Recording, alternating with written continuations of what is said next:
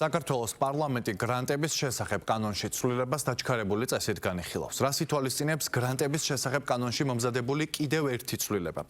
ინიციატივის მიხედვით საქართველოში აკრედიტირებული დიპლომატიური წარმომადგენლობის საკონსულოებისა და საერთაშორისო ორგანიზაციების მიერ გაცემული კონკრეტული სახის სახსრები გრანტად არ მიიჩნევა.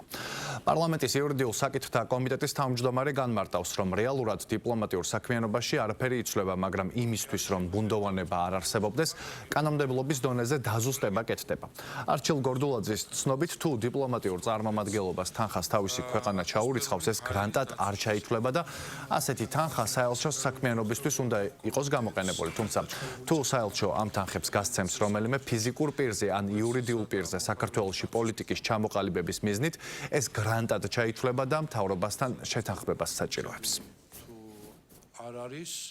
თუ დიპლომატიურ წარმომადგენლობას საელჩოს თავისი ქვეყანა ჩაურიცხავს თანხას თავისი მიზნების განსახორციელებლად, ვენის კონვენციის შესაბამისად საქმიანობისათვის, ეს იქნება მაგალითად, რომ თანამშრომლები დაიქირაოს ან საჯარო პოლიტიკა საკუთარი ქვეყნის წარმოჩენა მოახდინოს, ამ ყველაფერს არც მოქმედი კანონის მიხედვით არ სჭირდებოდა მთავრობასთან შეთანხმება და არც ახალი ცვლილებების მიღების შემდეგ არ დასჭირდება. მაგალითად, გვახსოვს, რომ როდესაც გრანტების შესახებ კანონში ცვლილებები ხორციელდებოდა, ერთი წლის წინ კონკრეტული ქვეყნის საელჩო მესამე მოსმენით განხილვის დროს, იმავე დღეს, იმავე წუთს გრანტი გასცა ორ კონკრეტულ პირზე, რომლებიც იყვნენ ნაციონალურ მოძრაობასთან მჭიდროდ დაკავშირებული. პირდაპირ იყვნენ სიაში ისინი ნაციონალურ მოძრაობის საში.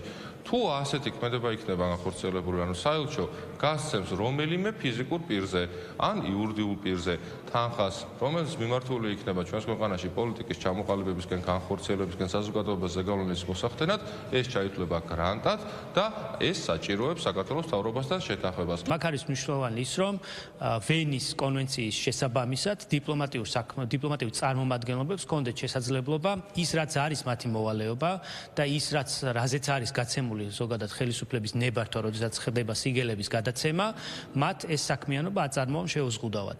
მაგალითად, თავიანთი ქვეყნის ინფორმაციის თუ რაღაც ცნობიერების სასამაღლებელი კამპანიები აწარმოონ ან თუნდაც დამოუკიდებლობის დღე ან სხვა ტიპის კულტურული დღეები აღნიშნონ, ამ საქმიანობის განხორციელებისთვის, რა თქმა უნდა, მათ ჭირდებათ შესაბამისი შესაძლებლობები ამ ნაწილში. ამიტომ ეს ცვლილებები კაფიოდ კიდევ ერთხელ არაორაზროვნად უსვავს ხაზს, რომ მათ აქვთ ამის გაკეთების შესაძლებლობა.